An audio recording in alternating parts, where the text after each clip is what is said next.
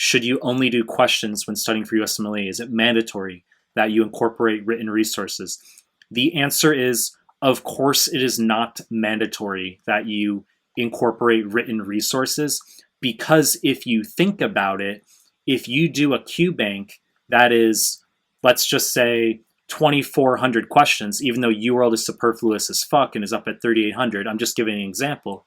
If you do a Qbank that's 2,400 questions and each question has an explanation that is 2/3 of a page in length, that therefore means going through the Qbank, you're essentially reading the equivalent of a 1,600 page textbook, and it's taking you at least 1 to 2 months to do that, right? So people romanticize this antiquated notion of reading things in hard copy, and that's fine. But recognize that in 2021, whether you read things on a screen, if you read explanations that follow a question, or whether you're just reading straight from a textbook, information is exactly the fucking same, okay?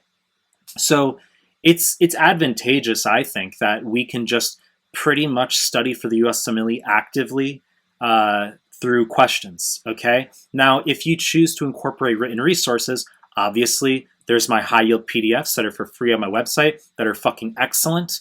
We obviously have first aid that's been used for many years, obviously. And when we talk about prep for 2CK, that gets a little bit more tricky because 2CK focus should be predominantly on questions. Once again, there are my PDFs. First aid sucks for 2CK.